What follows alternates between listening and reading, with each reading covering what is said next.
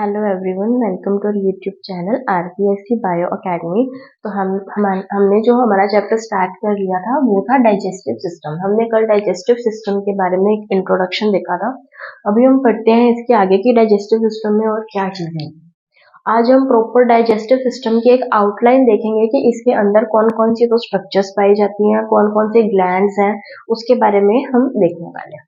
सबसे पहले हम अगर डाइजेस्टिव सिस्टम को अगर हम दो कैटेगरी में डिवाइड करें तो डाइजेस्टिव सिस्टम के अंदर एक तो आएगी एलिमेंट्री कैनाल। डाइजेस्टिव सिस्टम दो चीजों से मिलकर बना होता है, एक तो एलिमेंट्री कैनाल और दूसरी ग्लैंड्स।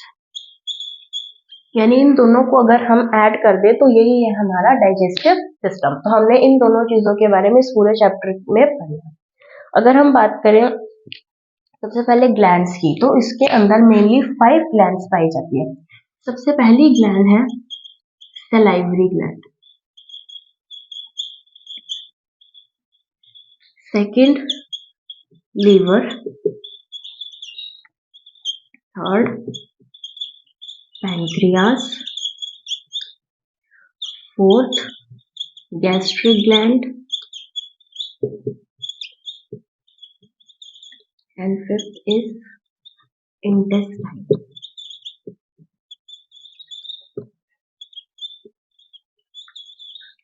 तो ये 5 टाइप ऑफ ग्लैंड्स है जो डाइजेस्टिव सिस्टम के अंदर हेल्प करती है। Salivary gland, liver, pancreas, gastric gland and intestinal gland. तो ये 5 तरीके की ग्लैंड्स है, ये अपनी अपनी सिक्रीशंस करेगी जिससे कि जो हम फूड इनटेक कर रहे हैं उन फूड को डाइजेस्ट करने के अंदर, उन फूड को एसिमिलेट करने के अंदर हमें हेल्प करेंगी। ठीक है। और अगर हम बात करें एलिमेंट्री कैनाल की, तो इसके अंदर हमारी पूरी एलिमेंट्री कैनाल की स्ट्रक्चर्स हम पढ़ने वाले हैं कि कौन कौन सी स्ट्रक्चर्स आती हैं। सबसे पहले अगर हम पढ़ेंगे तो स्ट्रक्चर ये स्टार्ट होती है हमारे माउथ से। सबसे फर्स्ट इसकी जो स्ट्रक्चर है वो है माउथ। माउथ के बाद आएगी बक्कल कैविटी। बक्कल कैविटी यानी ओरल कैविटी, यानी हमारे माउथ के अंदर जो आते हैं जैसे कि वेस्टिब्यूल। वेस्टिब्यूल क्या होती है? वेस्टिब्यूल एक कैविटी है जो कि हमारे टीथ के अंदर और हमारे जो लिप्स है उसके अंदर एक कैविटी प्रेजेंट होती है। यानी हमारे लिप्स के अंदर और हमारे गम्स के अंदर जो बीच में कैविटी प्रेजेंट है उसे बोला जाता है वेस्टिब्यूल। उसके अलावा इसके अंदर आएंगे टीथ, यानी हमारे जो टीथ है वो भी वोकल कैविटी के अंदर आ जाएंगे। उसके अलावा आएंगी पैलेट। पैलेट क्या होता है? पैलेट होती है रूफ ऑफ आवर माउथ, यानी कि हमारे जो मुंह है उसकी छत, हमारे मुंह के ऊपर की जो छत है उसे पैलेट कहा जाता है। और ये भी दो तरीके की होती है, एक होती है हार्ड पैलेट और एक होती है सॉफ्ट पैलेट। जब ये छत शुरू हो रही है तो हम इसको फील कर सकते हैं कि जो स्टार्टिंग से जो टीथ के बिल्कुल पीछे से शुरू हो रही है वो तो बहुत ही हार्ड है, और उसके अंदर अगर आप फील करोगे तो उसके अंदर ऐसे ऐसे ट्रांसवर्स लाइंस बनी हुई है। लेकिन जैसे ये पीछे जाएंगे तो पीछे वो चीज सॉफ्ट होती जाती है, वो छत सॉफ्ट होती जाती है और वो एंड हो जाती है कुछ इस तरीके की लास्ट में स्ट्रक्चर के अंदर। तो ये जो हमारे जो माउथ की जो छत है, जो रूफ है, उसे कहा जाता है पैलेट। ठीक है। उसके बाद आएगा टंग, यानी हमारी जीभ। तो ये बक्कल कैविटी के अंदर की स्ट्रक्चर्स हैं जो हमने देखी, वेस्टिब्यूल है, टीथ है, पैलेट है एंड टंग। जो थर्ड नंबर पर स्ट्रक्चर आएगी वो आएगी फेरिंग्स। फेरिंग्स क्या चीज है? फेरिंग्स ये एक तिराहा है, जैसे चार राह होते हैं वैसे ये एक तिराहा है। तिराहा किस किस का तिराहा? इसको अगर हम देखें तो इसके अंदर 3 चीजें आके मिलती हैं। सबसे पहला नेजोफेरिंग्स। नेजोफेरिंग्स क्या होता है कि जो हमारे नोज है, इंटरनल लेयर्स ये आगे जाकर इंटरनल लेयर्स में खुलती हैं। जैसे कि ये हमारा माउथ है और ये हमारे नोज है, तो ये वाली स्ट्रक्चर और ये वाली स्ट्रक्चर, ये जो यहाँ पर जाकर मिल रही है, ये हमारा माउथ है, ये हमारा नोज है। तो माउथ और नोज के अंदर ये जो स्ट्रक्चर मिलती है, यहाँ पर जो कैविटी, ये यहाँ पर जो ये स्ट्रक्चर है ये है नेजोफेरिंग्स। उसके अलावा दूसरी इसके अंदर आएगी ओरोफेरिंग्स, यानी कि यहाँ पर एक पाइप है जिसे फेरिंग्स कहा गया। अब इसका इसके साथ जो था वो था नेजोफेरिंक्स, इसका इसके साथ जो था वो आ जाएगा ओरोफेरिंक्स, यानी हमारा माउथ जो अंदर जाकर जहां से मिल रहा है इस फेरिंक्स वाले स्ट्रक्चर से उसे बोला जाता है ओरोफेरिंक्स। और जो हमारा नोज अंदर जाकर मिल रहा है जहां पर माउथ भी है, जहां पर नोज भी है, जहां पर फेरिंक्स भी है, उसे कहा गया नेजोफेरिंक्स। और तीसरा आएगा लैरिंजोफेरिंक्स। लैरिंजोफेरिंक्स क्या है कि इस फेरिंक्स के बाद यहाँ पर एक स्ट्रक्चर है जिसे बोला जाता है लैरिंक्स। तो जब ये फेरिंक्स और लैरिंक्स ये दोनों ज्वाइन होते हैं तो उसे बोला जाता है लैरिंजोफेरिंक्स। तो हमने फेरिंक्स तक इसका पढ़ लिया कि सबसे पहले माउथ है, माउथ के अंदर आएगी बक्कल कैविटी, बक्कल कैविटी के अंदर वेस्टिब्यूल है जो टीथ और जो हमारी लिप्स है उसके अंदर जो कैविटी पाई जाती है, जो ये वाली कैविटी है इंटरनली उसे वेस्टिब्यूल कहा जाता है। फिर आएंगे टीथ, फिर आएगा पैलेट, पैलेट हार्ड पैलेट भी हो सकता है, सॉफ्ट पैलेट। हार्ड पैलेट हमारे आगे है, आगे वाला जो पैलेट है वो हार्ड पैलेट है, उसके अंदर इस तरीके की आपको स्ट्रक्चर्स फील होंगी। उसके बाद सॉफ्ट पैलेट है जो कि एंड हो जाती है, यहाँ पर ऐसी एक स्ट्रक्चर हमें गले में लटकती हुई दिखती है। उसके अलावा इसके अंदर टंग आती है। फिर आएगा फेरिंक्स, फेरिंक्स एक ऐसा तिराहा है जहां पर 3 राह आकर मिलती है। पहला राह कौन सा, नोज का, यानी नोज जब वहां पर मिलेगा तो उसे बोला नेजोफेरिंक्स। जब माउथ वाला ये जो कैविटी है ये मिलेगी तो उसे बोला ओरोफेरिंक्स। और जब लास्ट के अंदर जो लैरिंक्स है हमारे अंदर, जो लैरिंक्स जब फेरिंक्स के साथ ज्वाइन करेगा तो उसे बोलेंगे लैरिंजोफेरिंक्स। इसके आगे चलते हैं, इसको मैं रब कर देती हूँ।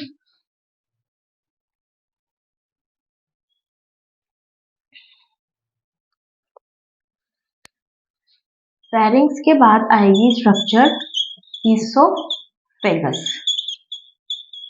यानी फेरिंक्स के बाद अब कुछ इस तरीके की हमारी स्ट्रक्चर आ गई। ये एक ट्यूब लाइक स्ट्रक्चर है, इसके अंदर सारी पेरिस्टाल्सिस मूवमेंट होती है, इसके अंदर कोई एंजाइम रिलीज नहीं होता, इसका सिर्फ एक काम है कि फूड को स्टमक तक लेके जाना, फूड को पेट तक लेके जाना। तो फूड को पेट तक लेके जाने के लिए इसको कुछ मूवमेंट, कुछ इस तरीके की मूवमेंट्स करनी पड़ती हैं। इन मूवमेंट्स को कहा जाता है पेरिस्टाल्सिस मूवमेंट, और ये किसके अंदर होती है, ईसोफेगस के अंदर। इसके बाद अब ये जो ईसोफेगस थी, ये ईसोफेगस जाके खुलेगी इस तरीके से स्टमक के अंदर, हमारा जे शेप जो स्टमक है। तो फिफ्थ आ जाएगा स्टमक। तो ये ईसोफेगस जाके खुली अब स्टमक के अंदर। स्टमक के अंदर मेनली 3 पार्ट होते हैं, कार्डियक, फंडिक एंड पाइलोरिक। कहीं कहीं पर इसके 4 पार्ट भी दिए हुए हैं, कार्डियक, फंडिक, बॉडी और पाइलोरिक। वैसे मेजरली हम 3 ही पार्ट पढ़ते हैं, तो हम यहाँ पर 3 ही पढ़ने वाले हैं इसके, कार्डियक पार्ट, फंडिक या इसे फंडस भी कह दिया जाता है, और थर्ड पार्ट है पाइलोरिक पार्ट। तो ये स्टमक के 3 पार्ट है, यानी फूड यहाँ से आया, सबसे पहले यहाँ जाएगा, फिर यहाँ जाएगा, फिर यहाँ और फिर आगे जाएगा। ठीक है, तो ये स्टमक था। उसके बाद आती है स्मॉल इंटेस्टाइन।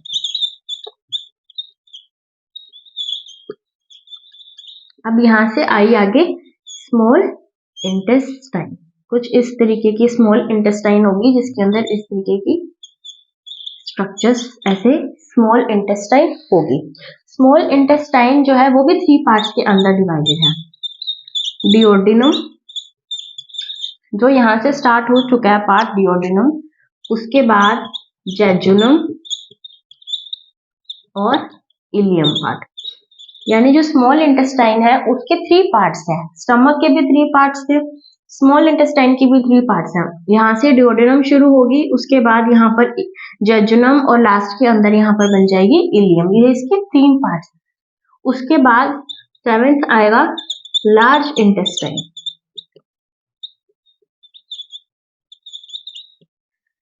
लार्ज इंटेस्टाइन के अंदर क्या है कि अब जो यहाँ पर स्मॉल इंटेस्टाइन खत्म हुई है, इस स्मॉल इंटेस्टाइन से एक लार्ज इंटेस्टाइन इस तरीके से आएगी, ये है लार्ज इंटेस्टाइन। ठीक है, स्मॉल इंटेस्टाइन के बाद लार्ज इंटेस्टाइन इसके अंदर खुली है। सॉरी, तो लार्ज इंटेस्टाइन के अंदर भी 3 पार्ट्स होंगे। एक पार्ट होगा असेंडिंग पार्ट, ये पार्ट जो ऊपर चढ़ रहा है ये पार्ट होगा असेंडिंग पार्ट। फिर आएगा ट्रांसवर्स पार्ट, इसके बाद ये वाला जो पार्ट इस तरीके से जा रहा है इसे बोला जाता है ट्रांसवर्स पार्ट। और एक पार्ट आएगा डिसेंडिंग पार्ट। जो यहाँ पर नीचे गिर रहा है पार्ट, ये वाला, ये पार्ट है डिसेंडिंग पार्ट। यानी कि हमारे लार्ज इंटेस्टाइन की 3 पार्ट्स में डिवाइडेड है। ये पार्ट है ascending part, then transverse and then descending part. उसके बाद 8th नंबर पर आ जाएगी हमारी एनस। हमने एनस के बारे में पढ़ा। अभी जो ये लार्ज इंटेस्टाइन की ये जो 3 पार्ट है, ये पार्ट है सिर्फ और सिर्फ किसके? कोलोन के। ठीक है, यानी कि ये वाला जो इतना पार्ट है ये है कोलोन का पार्ट। ठीक है, तो ये इसका फर्स्ट पार्ट हो गया कोलोन का। यहाँ पर एक स्ट्रक्चर बनेगी जिससे बोला जाएगा सिक्कम। इसको एक बार रब कर देती हूँ।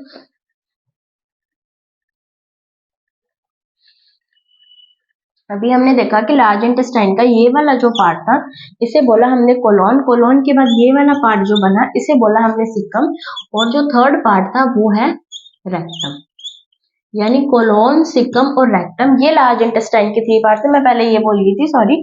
लार्ज इंटेस्टाइन के 3 पार्ट्स ये हैं, कोलोन, सिक्कम और रेक्टम। कोलोन जो है वो 3 पार्ट्स के अंदर डिवाइड है, असेंडिंग, ट्रांसवर्स और असेंडिंग, ट्रांसवर्स, डिसेंडिंग। और ये है सिक्कम वाला पार्ट और इसके बाद आएगा रेक्टम वाला पार्ट। और जो 8th रह गया है वो मैं यहाँ लिख देती हूँ, 8th है एनस, बिल्कुल लास्ट वाला पार्ट। ठीक है, तो ये था हमारा एलिमेंट्री कैनाल किस तरीके से डिवाइडेड है। सबसे पहला आएगा माउथ, जहां से एलिमेंट्री कैनाल स्टार्ट हो रही है। फिर आएगा बक्कल कैविटी। बक्कल कैविटी के अंदर वेस्टिब्यूल यानी हमारे गम्स या टीथ से लिप्स के बीच में जो कैविटी है वो। फिर आएंगे टीथ। फिर आएगा पैलेट। पैलेट यानी हमारे मुंह की छत, ये हार्ड भी हो सकती है, सॉफ्ट भी हो सकती है। उसके बाद आएगी टंग। उसके बाद फेरिंग्स। फेरिंग्स के अंदर नेजोफेरिंग्स, ओरोफेरिंग्स, लैरिंजोफेरिंग्स। जो नोज से आ रहा है रास्ता वो नेजोफेरिंग्स, जो माउथ से आ रहा है वो ओरोफेरिंग्स, और जो लैरिंग्स के साथ जुड़ा हुआ है उसे बोला जाता है लैरिंजोफेरिंग्स। उसके बाद ये स्टार्ट होगा ओइसोफेगस। ओइसोफेगस में सिर्फ पेरिस्टाल्टिस मूवमेंट होंगी। उसके बाद स्टमक। स्टमक 3 पार्ट्स में डिवाइडेड है, कार्डियक, फंडिक, पाइलोरिक। कहीं कहीं पर 4 भी दे रखा है, यहाँ पर बॉडी पार्ट भी आ जाता है। उसके बाद ये ओपन होगा स्मॉल इंटेस्टाइन में। Small intestine divided duodenum, jejunum और इलियम के अंदर। उसके बाद आएगी लार्ज इंटेस्टाइन। लार्ज इंटेस्टाइन में 3 पार्ट्स के अंदर डिवाइड है, कोलोन, सिक्कम एंड रेक्टम। जो कोलोन है वो आगे 3 पार्ट्स में डिवाइडेड है, असेंडिंग, ट्रांसवर्स एंड डिसेंडिंग। उसके अलावा इसके अंदर सेकंड में आ जाएगा सिक्कम, जो यहाँ पर प्रेजेंट है, और यहाँ पर प्रेजेंट है रेक्टम। और लास्ट के अंदर जो स्ट्रक्चर है वो आएगी एनस। ठीक है, अभी हम इसमें सबको एक एक करके पढ़ते हैं। सबसे पहले हम स्टार्ट करेंगे माउथ से।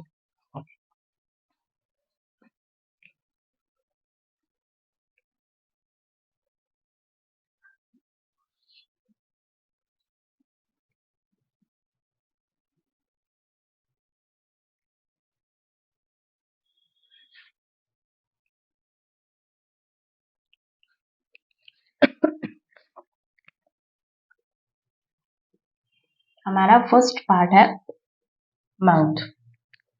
अगर हम अपने माउथ को देखें तो माउथ एक ट्रांसवर्स रिज है। अगर हम इस तरीके से लाइन करें तो ये होती है लॉन्गिट्यूडनल। अगर हम इस तरीके से लाइन करें तो ये होती है ट्रांसवर्स। ठीक है, तो हम देख सकते हैं कि हमारा जो माउथ की ओपनिंग है वो एक ट्रांसवर्स है, लॉन्गिट्यूडनल नहीं है। तो हम कह सकते हैं कि ये कैसी रिज है, ये एक ट्रांसवर्स रिज है। ये एक ट्रांसवर्स रिज है माउथ। उसके बाद हम बात करें कि माउथ के आसपास क्या प्रेजेंट है, लिप्स, यानी 2 लिप्स। इसके आसपास 2 लिप्स प्रेजेंट है। कौन सा लिप है, upper and lower lips. Upper and lower lips, 2 lips. ठीक है, हमारे लिप्स को जो मॉइस्चर प्रोवाइड करती है, इसलिए यहाँ पर लिप्स के अंदर ग्लैंड्स प्रेजेंट होती है। कौन सी ग्लैंड्स प्रेजेंट होती है, लेबियल ग्लैंड्स। लेबियल ग्लैंड्स वो है जो कि क्या प्रोवाइड करवा रही है हमें, मॉइस्चर, मॉइस्चर टू लिप्स। यानी हमारे लिप्स जो मॉइस्चराइज रहते हैं उसका क्या कारण है, प्रेजेंस ऑफ लेबियल ग्लैंड। ठीक है, उसके अलावा यहाँ पर क्या प्रेजेंट होंगी, ऑर्बिक्यूलरिस मसल्स। ऑर्बिक्यूलरिस मसल्स का क्या काम है, हमारे लिप्स के अंदर ऑर्बिक्यूलरिस मसल्स प्रेजेंट है जो कि हेल्प करती हैं कॉन्ट्रैक्शन के अंदर। हमारे लिप्स को जो भी कॉन्ट्रैक्शन करना हो जब भी, तो तब कौन सी मसल्स काम आती हैं, ऑर्बिक्यूलरिस मसल्स। ठीक है। तो ये ऑर्बिक्युलरिस मसल्स हमारे लिप्स में प्रेजेंट है, लेबियल ग्लैंड्स हमारे लिप्स में प्रेजेंट है, टू लिप्स है, upper and lower lips, transverse ridge है यहाँ पर।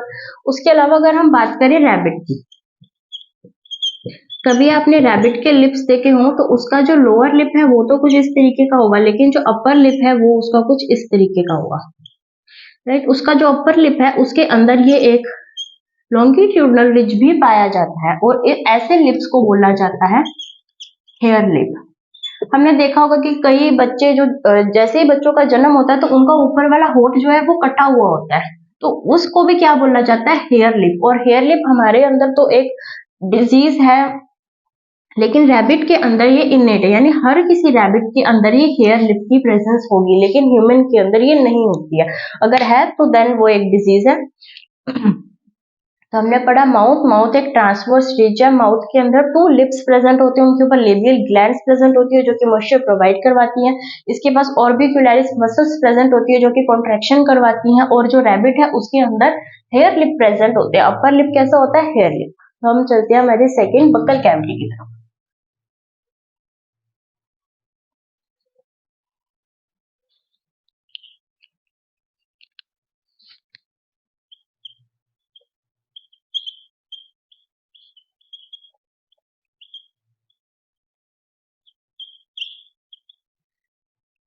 बक्कल कैविटी या फिर ओरल कैविटी, सबसे इसके अंदर तो सबसे पहली चीज आएगी वो आएगी वेस्टिब्यूल। वेस्टिब्यूल के बारे में हम डिस्कस कर चुके हैं, और जो डिस्कस किए इसके अंदर उतना ही जरूरी है कि ये क्या है, ये है एक कैविटी। किसके बीच में, बिटवीन, कैविटी बिटवीन हमारे जो गम्स हैं या जिसको हम सूड़े कहते हैं, एंड हमारे जो लिप्स है, यहाँ माउथ, माउथ और लिप्स या गम्स के बीच के अंदर जो कैविटी प्रेजेंट होती है उस कैविटी को क्या कहा जाता है, वेस्टिब्यूल। अगर हम सेकेंड की बात करें तो सेकेंड इसके अंदर आएगा टीथ।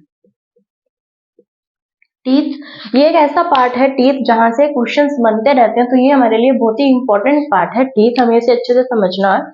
तो जो टीथ है, टीथ का हमने सबसे पहले पढ़ा था कि जो डाइजेस्टिव सिस्टम है ये है एक्टो एंडोडर्मल इन ओरिजिन। हमने ये कल के लेक्चर में ये चीज पढ़ी थी कि ये एक्टो एंडोडर्मल इन ओरिजिन है, लेकिन जो टीथ है वो होंगे एक्टो मीजोडर्मल इन ओरिजिन, यानी इसका कुछ पार्ट तो एक्टोडर्म से बना है और कुछ पार्ट मीजोडर्म से बना है, इसलिए जो टीथ है वो एक्टो मीजोडर्मल है ओरिजिन के अंदर। उसके बाद टीथ का जो मैक्सिमम पार्ट है, टीथ का जो मैक्सिमम पार्ट है वो है लिविंग। टीथ का मैक्सिमम पार्ट लिविंग है, उसका बहुत थोड़ा पार्ट है जो कि नॉन लिविंग है, जो जीवित नहीं है। इसीलिए तो जब दांत को उखाड़ा जाता है तो हमें दर्द होती है, अगर ये चीज लिविंग ही ना हो तो हमें पेन फील ही ना हो। इसलिए इसका जो मैक्सिमम पार्ट है वो लिविंग है, लेकिन इसका बहुत थोड़ा सा पार्ट है जो कि है नॉन लिविंग, ठीक है। उसके बाद अगर हम बात करें कि टीथ किसका बना होता है, अगर हम टीथ की स्ट्रक्चर को देखें तो टीथ के अंदर 3 स्ट्रक्चर्स पाई जाती है।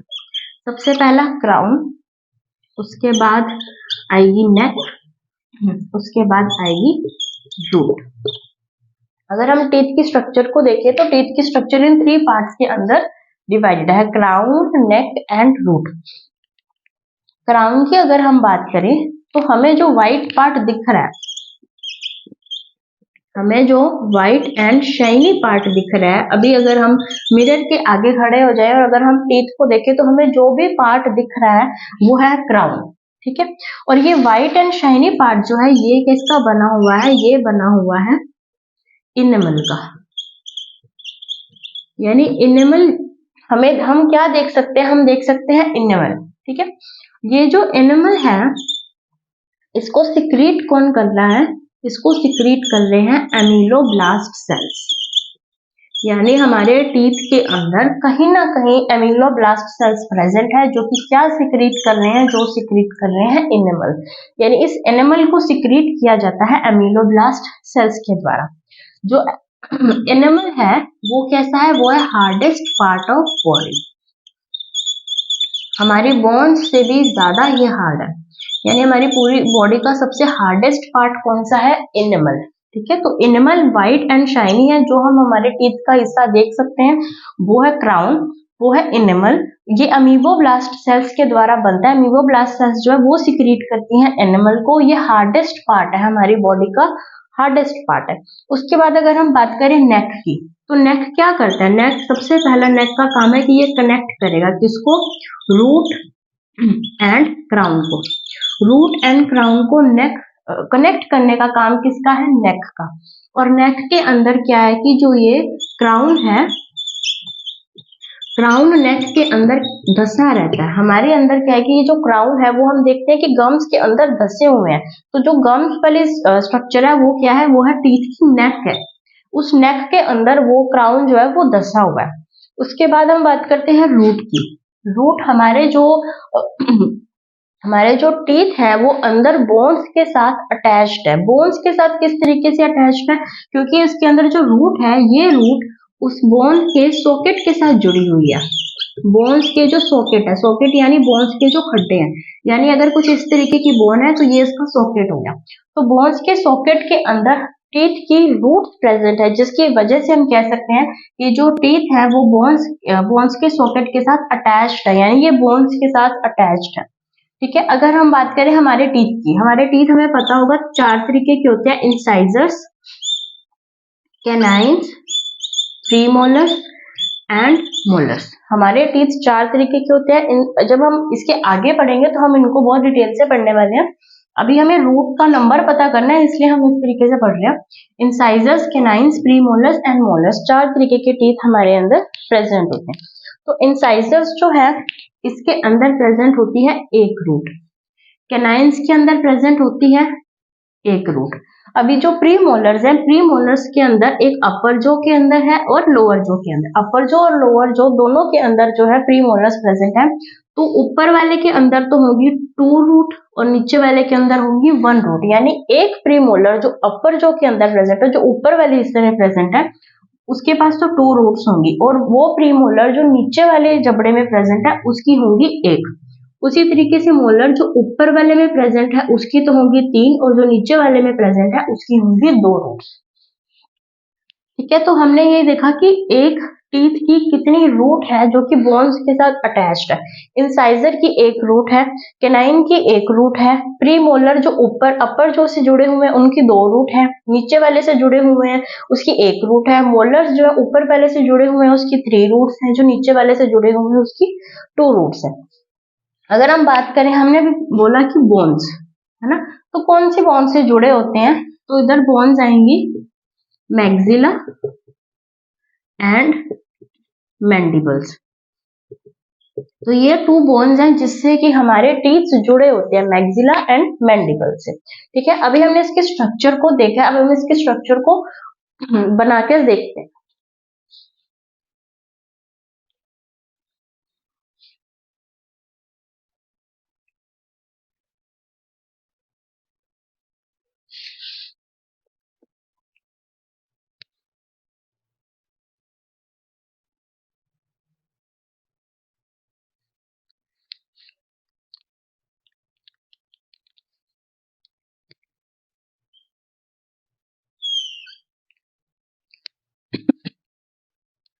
तो ये पार्ट जो हमें दिख रहा है ये है क्राउन पार्ट, ये पार्ट जो हमें दिख रहा है ये है नेक पार्ट, और ये जो हमें दिख रहा है ये है रूट पार्ट।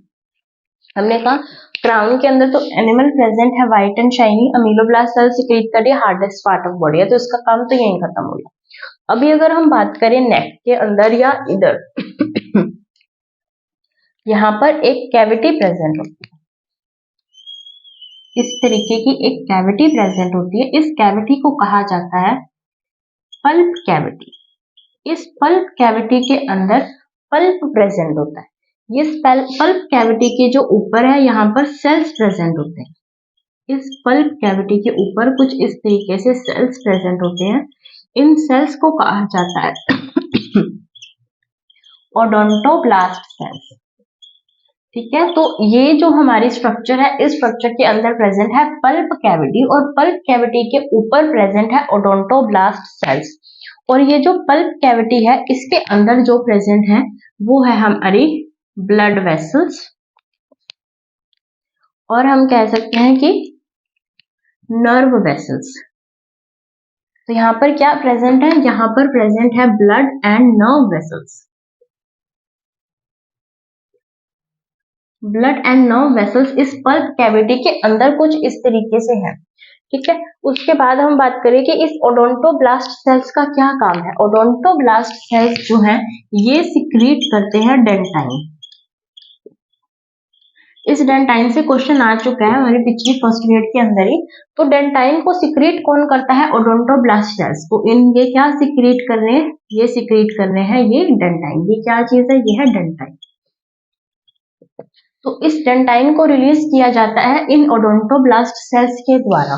ठीक है, अब क्या है कि ये जो डेंटाइन है यहाँ पर प्रेजेंट होता है सीमेंट। ये जो सीमेंट है, ये सीमेंट क्या करता है कि इन ये जो रूट है, ये रूट जो है, ये नेक है, जो पूरा क्राउन है, इन सबको स्ट्रॉन्गली बाउंड करने के अंदर हेल्प करता है। सीमेंट का वैसे भी क्या ही काम होता है, जब हम घर में सीमेंट का यूज करते हैं ताकि मजबूती बन सके, तो यहाँ पर भी सीमेंट का क्या काम है कि ये मजबूती बनाकर रखता है। ठीक है, तो इसकी मजबूती बनाने के लिए सीमेंट की जरूरत है। और जो सीमेंट के ऊपर ये वाली जो लेयर प्रेजेंट है, इसे बोला जाता है प्री ओडोंटोब्लास्ट लेयर। इसका नाम ही बता रहा है प्री ओडोंटोब्लास्ट लेयर्स, यानी ये क्या सिक्रीट करेंगी, ये सिक्रीट करेंगी ओडोंटोब्लास्ट सेल्स, जो आगे जाकर क्या बना रहे हैं, जो बना रहे हैं डेंटाइन। ठीक है, तो ये थी हमारे जो एक टीथ की स्ट्रक्चर, जिसके अंदर क्राउन था जो एनिमल का बना हुआ था, जिसके अंदर नेक थी जो कि रूट और क्राउन को अटैच कर रही थी, कनेक्ट कर रही थी। इसके अंदर एक पल्प कैविटी प्रेजेंट है, जिसके ऊपर प्रेजेंट है ओडोंटोब्लास्ट सेल जो कि सिक्रीट कर रहा है डेंटाइन। इस कैविटी के अंदर blood and nerve vessels present है। इसके अराउंड साइड के अंदर सीमेंट प्रेजेंट है, और सीमेंट के ऊपर जो लेयर प्रेजेंट है उसे बोला जाता है प्री ओडोंटोब्लास्ट लेयर्स। ठीक है, और इसके अंदर ये कौन सी बोन्स के साथ अटैच्ड है, तो मैक्सिला एंड मैंडिबल्स के साथ अटैच है। बोन्स के अंदर सॉकेट के साथ ये इस तरीके से जुड़े होते हैं। इसके अंदर चार तरीके के टीथ हमारी बॉडी के अंदर पाए जाते हैं, हमारे माउथ में। ठीक है, तो अभी हम आगे चलते हैं।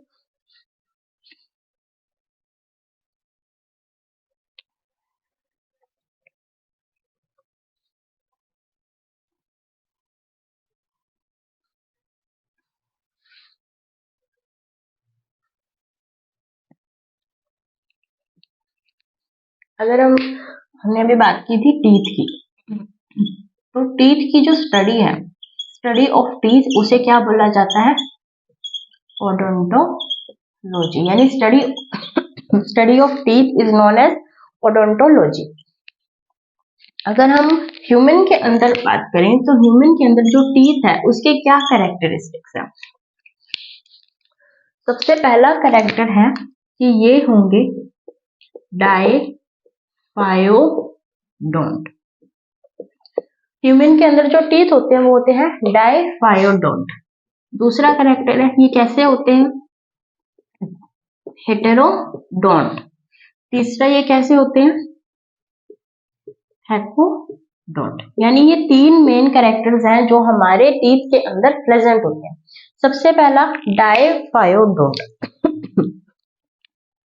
डाय का मतलब है दो, यानी हमारे जो माउथ के अंदर जो टीथ है वो हमारे पूरे लाइफ टाइम में 2 बार आते हैं। ठीक, तो इसमें से कुछ ऐसे हैं जो कि बिल्कुल ही टेम्पररी हैं, जिन्हें हम क्या बोलते हैं, मिल्क टीथ। टेम्पररी या हम इन्हें बोलते हैं मिल्क टीथ, जो छोटे बच्चों में आते हैं, बाद में गिर जाते हैं। और कुछ ऐसे हैं जो कि हैं परमानेंट। कुछ टीथ परमानेंट है, कुछ टीथ ऐसे हैं जो कि टेम्पररी हैं। अगर हम टेम्पररी की बात करें तो ऐसे टीथ हैं, 20 टीथ ऐसे हैं जो कि टेम्पररी हैं, जो कि गिर जाएंगे, है ना। और जो परमानेंट टीथ हैं वो वैसे तो 12 परमानेंट टीथ है जो कि एक बार ही आएंगे, लेकिन ये 20 टीथ तो वापस भी आ जाएंगे। तो टोटल परमानेंट टीथ तो वैसे हमारे 32 है, लेकिन हम मानेंगे कितने, 12। 12 ऐसे टीथ हैं जो पूरे लाइफ टाइम में सिर्फ एक बार ही आएंगे, और 20 टीथ ऐसे हैं जो कि हमारी लाइफ टाइम में 2 बार आते हैं। इसलिए हमारे टीथ को क्या बोला जाता है, डाइफायोडोंट, यानी 2 बार आने वाले, पूरे लाइफ स्पैन में 2 बार जो है टीथ हमारे आते हैं। ठीक है, उसके बाद अगर हम बात करें हेट्रोडोंट, हेट्रोडोंट का मतलब है कि सारे के सारे टीथ एक जैसे नहीं है। ठीक है, टीथ जो है बहुत अलग अलग तरीके के, हमने देखा ही था अभी कि incisor, canines, incisors, canines, premolars and molars. तो हमारे टीथ जो है वो 4 तरीके के, सारे के सारे टीथ एक जैसे नहीं है। Incisors, canines, premolars and molars 4 तरीके के टीथ है। हमारे जो आगे वाले टीथ हैं, आगे वाले जो 4 टीथ है वो इंसाइजर्स है। उसके बाद कुछ हमारे इस तरीके के नुकीले टीथ प्रेजेंट होते हैं, वो होते हैं कैनाइन्स। प्रीमोलर्स और मोलर्स, ये दोनों जो जिनको हम बोलते हैं ना जाड़े जो हमारी होती हैं, वो होती हैं प्रीमोलर्स एंड मोलर्स। आगे वाली प्रीमोलर्स, पीछे वाली मोलर्स। ठीक, अगर हम इंसाइजर्स की बात करें तो इंसाइजर्स का क्या काम है, इंसाइजर्स का काम है कटिंग का, यानी काटने का, प्लस इसका काम है गोएनिंग का, यानी कुतरने का काम। क्या काम है, कुतरने का। जैसे हम देखते हैं कि जो चूहे हैं वो कैसे हर एक चीज को कुतर जाते हैं, तो उनके अंदर जो कुतरने का काम है, यानी उनके अंदर क्या चीज डेवलप्ड है, उनके अंदर इंसाइजर्स हमसे ज्यादा डेवलप्ड है। अगर हम बात करें कैनाइन्स की, तो कैनाइन्स का काम है चीरने का, फाड़ने का, जिसे हम बोल सकते हैं टीयरिंग, यानी ये क्या करते हैं, चीरते हैं, फाड़ते हैं, तो इनका ये काम है। प्रीमोलर्स एंड मोलर्स, इनका काम क्या है, इनका काम है च्यूइंग का, यानी कि इनका काम है चबाने का। ठीक है, अगर हम बात करें यहाँ पर इंसाइजर्स की, तो इंसाइजर्स का काम है कटिंग का, गोअनिंग का, यानी कुतरने का काम है। अगर हम बात करें कि ये जो इंसाइजर टीथ हैं, ये इंसाइजर टीथ रोडेंट्स के अंदर प्रेजेंट होते हैं। रोडेंट्स यानी वो जंतु जो कुतरने का काम करते हैं, जिनके दांत कुतरने का काम करते हैं, उन जंतुओं को बोला जाता है रोडेंट्स। तो रोडेंट्स के अंदर जो इंसाइजर्स होते हैं, उनकी जो है वो रूट नहीं प्रेजेंट होती। ये कैसे होते हैं, ये होते हैं रूटलेस। हमने अभी थोड़ी देर पहले ही देखा था कि इंसाइजर की एक रूट थी, कैनाइन की एक रूट थी, इसके ऊपर 2 थी, नीचे 1 थी, इसके ऊपर 3 थी, नीचे 2 थी। तो जो रोडेंट्स होते हैं, जो कुतरने वाले जंतु होते हैं, उनके जो इंसाइजर्स होते हैं वो कैसे होते हैं, रूटलेस होते हैं, यानी उनके अंदर ये वाली रूट जो है प्रेजेंट नहीं होती। तो यानी इसके अंदर हमारे सिलेबस में क्या है, रैबिट।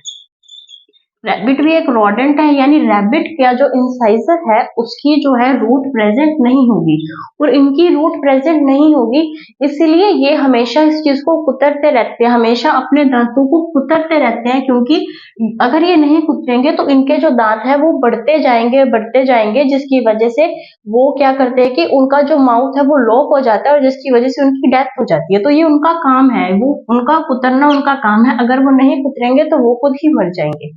ठीक है, तो रोडेंट्स के जो होते हैं वो रूटलेस होते हैं। उसके बाद हम बात करें एलिफेंट्स की, हम देखते हैं कि एलिफेंट्स के अंदर 2 ऐसे बड़े बड़े दांत होते हैं, वो दांत भी इंसाइजर्स ही हैं। तो एलिफेंट्स के अंदर जो बड़े बड़े दांत हमें दिखाई देते हैं वो भी इंसाइजर्स ही हैं, और उनको बोला जाता है टस्क टूथ। तो अगर ऐसा क्वेश्चन आ जाए कि टस्क टूथ होते हैं, तो टस्क टूथ इंसाइजर्स की मॉडिफिकेशन है, तो वो कैसे होते हैं, वो होते हैं इंसाइजर्स। अगर हमने कैनाइन्स की बात की कि कैनाइन्स चीरने और फाड़ने के अंदर हेल्प करते हैं, तो अगर चीरने और फाड़ने की बात आई तो सबसे ज्यादा ये डेवलप्ड किसके अंदर होने चाहिए, सबसे ज्यादा डेवलप्ड होने चाहिए कार्निवोर्स के अंदर। कार्निवोर्स वो जो कि हर्बीवोर्स को खाते हैं। हर्बीवोर्स जैसे रैट है, रैबिट है, ये सारे हर्बीवोर्स हैं, क्योंकि ये घास को खाते हैं, है ना। तो इनको खाने वाले जैसे शेर है, चीता है, बिल्ली है, तो ये वाले जो है ना, ये है कार्निवोर्स एनिमल्स। तो ये कार्निवोर्स एनिमल्स के अंदर कैनाइन्स जो है वो वेल डेवलप्ड होते हैं, अच्छे से डेवलप्ड होते हैं। कैनाइन्स किसके अंदर, इस फॉर्म इस तरीके से भी आती है, जैसे कैनाइन्स भी सी से है, कार्निवोर्स भी सी से है। तो कार्निवोर्स के अंदर कैनाइन्स सबसे ज्यादा डेवलप्ड होते हैं। ठीक है, उसके बाद प्री मोलर्स के बारे में हम बात कर चुके हैं, च्यूइंग में हेल्प करते हैं, मोलर्स भी च्यूइंग में हेल्प करते हैं, यानी कि ये सिर्फ चबाने के अंदर हेल्प करते हैं, इसका कोई इस तरीके की स्पेशलाइज्ड मॉडिफिकेशन नहीं है। ठीक है, हम चलते हैं थैकोडोंट के बारे में। टेकोडोंट का मतलब होता है कि ये सॉकेट के अंदर है। हमने अभी बात की थी कि अगर ये कोई बोन है तो बोन की ये वाली जो जगह इसे सॉकेट कहा जाता है। तो हमारे जो टीथ है वो सॉकेट में जुड़े होते हैं, सॉकेट में कनेक्टेड होते हैं, यानी वो बिल्कुल ऐसे पड़े नहीं है कि उसको ऐसे किया और वो झड़ गए, वो अंदर धसे हुए हैं, अंदर तक धसे हुए हैं, और ऐसे टीथ को बोला जाता है थिकोडोंट टीथ। ठीक,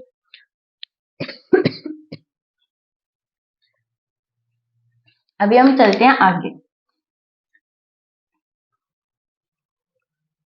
हमने अभी देखे भी थेकोडोंट क्या होते हैं, तो इस तरीके से भी टीथ जो है वो 3 पार्ट्स में डिवाइडेड होते हैं। एक टीथ होते हैं एक्रोडोंट टीथ, एक टीथ होते हैं प्लूरिडोंट टीथ, और एक होते हैं थेकोडोंट टीथ। ठीक है, तो 3 तरीके के टीथ जो है वो प्रेजेंट होता है। ये ह्यूमन की बात नहीं कर रही है, यहाँ पर जनरली बात हो रही है। ठीक है, तो अगर हम एक्रोडोंट की बात करें तो ये अगर बोन है, तो अगर ये बोन है तो ये वाले जो टीथ होंगे जो जिनको हम बोल रहे हैं एक्रोडोंट टीथ, ये टीथ कुछ इस तरीके से इसके ऊपर प्रेजेंट होंगे, बस बिल्कुल ऊपर सरफेस के ऊपर ऐसे सुपरफिशियली ऐसे बस प्रेजेंट है, जैसे किसी ने गम लगाकर चिपकाए हो। तो ये होती है एक्रोडोंट टीथ। अगर प्लूरिडोंट की बात की जाए तो अगर ये बोन है, अगर ये बोन है तो इसके अंदर हल्के से धसे हुए, हम कह सकते हैं कि बिल्कुल हल्का सा धसा हुआ है, कि अगर इसको तो हम ऐसे करेंगे तो साफ हो जाएंगे, लेकिन इसको अगर हम थोड़ा सा उखाड़ेंगे तो निकल जाएंगे। तो ऐसे टीथ होते हैं प्लूरिडोंट टीथ। उसके बाद थेकोडोंट टीथ के बारे में हम बात कर ही चुके हैं कि थेकोडोंट टीथ किस तरीके के होते हैं, जो कि हमारे अंदर यानी एनिमल्स के अंदर प्रेजेंट है। तो जो ये थेकोडोंट टीथ है ये प्रॉपर अंदर तक धसे होंगे, तो ये है थेकोडोंट टीथ। तो अब जो एक्रोडोंट टीथ है जो कि बिल्कुल ऊपर सुपरफिशियली प्रेजेंट है, ऐसे टीथ ये प्रेजेंट होंगे फिशेस के अंदर, ऐसे टीथ प्रेजेंट होंगे एम्फीबियंस के अंदर। एम्फीबियंस के अंदर हमारे सिलेबस में क्या, फ्रॉग। ठीक है, तो जो फ्रॉग है, फ्रॉग के अंदर किस तरीके के टीथ प्रेजेंट होते हैं, फ्रॉग के अंदर प्रेजेंट होते हैं एक्रोडोंट, यानी उसके टीथ बारी बारी हम क्या कर सकते हैं, उखाड़ सकते हैं, बिल्कुल ऐसे करने पर उनके टीथ गिर जाएंगे। प्लूरिडोंट जो इस तरीके के प्रेजेंट होते हैं वो होते हैं रेप्टाइल्स में, जैसे कि लिजर्ड्स है, जैसे छिपकली है, तो छिपकली के अंदर इस तरीके के टीथ प्रेजेंट होंगे। रेप्टाइल्स के अंदर एक ऑर्डर आता है क्रोकोडिलिया, क्रोकोडिलिया के अंदर जो प्रेजेंट होंगे वो होंगे थेकोडोंट टाइप के। क्यों? क्योंकि हमने देखा है ये जो क्रोकोडाइल है वो बिल्कुल चबाई जाता है, चाहे कोई भी चीज हो, तो अगर उसके अंदर इस तरीके के होंगे तो वो बारी बारी गिर जाएंगे, लेकिन वो तो अगर जकड़ ले किसी चीज को तो जाने नहीं देता। तो इसके हम कह सकते हैं कि क्रोकोडाइल के अंदर, जो क्रोकोडिलिया ऑर्डर के अंदर जो क्रोकोडाइल है उसके अंदर थेकोडोंट टाइप के हैं। बाकी हमने देख लिया कि जो मैमल्स हैं उसके अंदर है, मैमल्स के अंदर हमारे अंदर कौन सा एग्जाम्पल है, रैबिट, यानी रैबिट में तो थेकोडोंट टाइप के टीथ प्रेजेंट है, लेकिन फ्रॉग के अंदर एक्रोडोंट टाइप के टीथ प्रेजेंट है।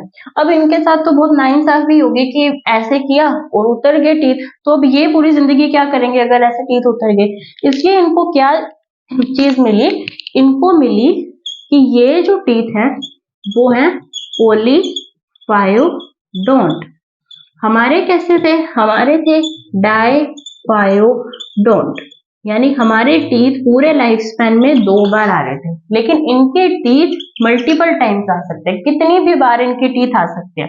तो अगर हमें 2 बार ही मिले हैं टीथ तो इनको बहुत बार, ये बहुत बार मतलब इनकी जिंदगी में बहुत बार टीथ आते रहते हैं, जड़ते रहते हैं, आते रहते हैं। इसलिए इन ये वाले जो टीथ है, यानी अगर हम बात करें तो फ्रॉग का टीथ कैसे होंगे, पॉलीफायोडोंट, यानी बारी बारी ये टीथ आते रहेंगे। ठीक है, और इनके जो टीथ है वो होते हैं होमोडोंट, हमारे कैसे थे, हेटेरोडोंट। होमोडोंट का मतलब सारे के सारे टीथ एक जैसे, हमारे टीथ कैसे थे, हमारे टीथ थे बिल्कुल अलग अलग इंसाइजर्स, उसके बाद कैनाइंस, प्रीमोलर्स, मोलर्स, हमारे अलग अलग तरीके के थे, इनके एक ही तरीके के यानी होमोडोंट है। ठीक है, अभी हम पढ़ते हैं डेंटल फॉर्मूला और फिर हमारा लेक्चर खत्म हो जाएगा आज का।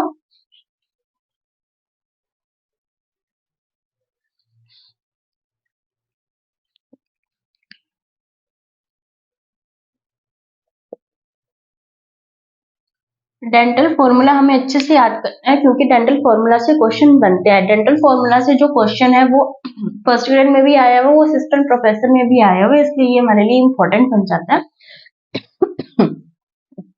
डेंटल फॉर्मूला अभी हमने देखे थे 4 तरीके के टीथ हैं, incisors, canines, premolars and molars.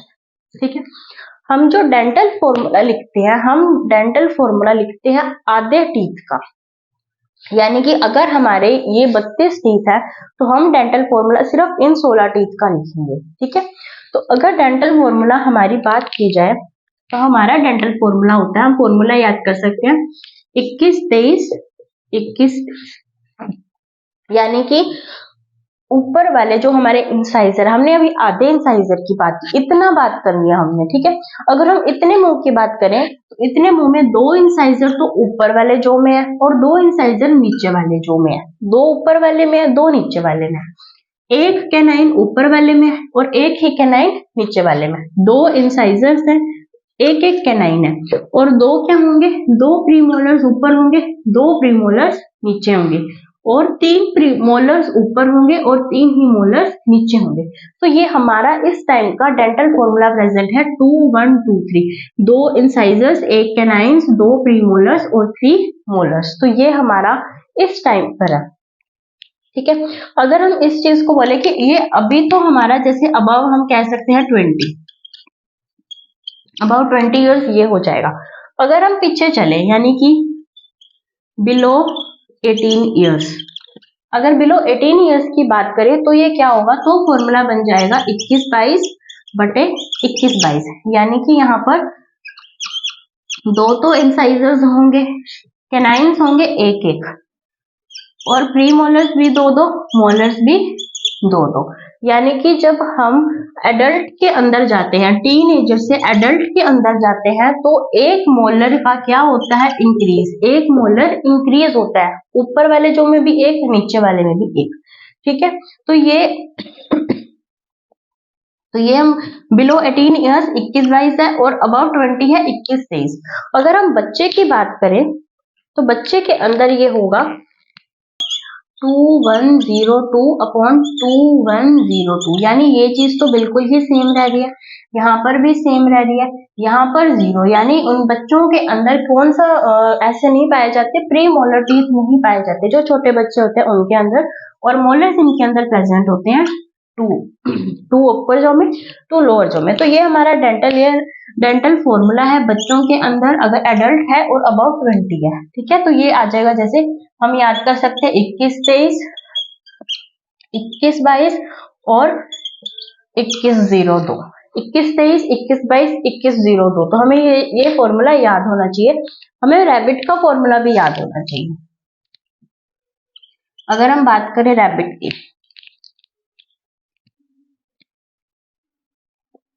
हमें रैबिट का फॉर्मूला भी याद होना चाहिए। रैबिट का आएगा 2033 बटे 1023, 2033 बटे 1023, 2033 बटे 1023, यानी कि इसके अंदर जो ऊपर वाले और नीचे वाले हैं वो सेम नहीं है, यहाँ पर भी डिफरेंस है, यहाँ पर भी डिफरेंस है। तो हमें रैबिट का फॉर्मूला पता होना चाहिए। एक हमें एलिफेंट का पता होना चाहिए।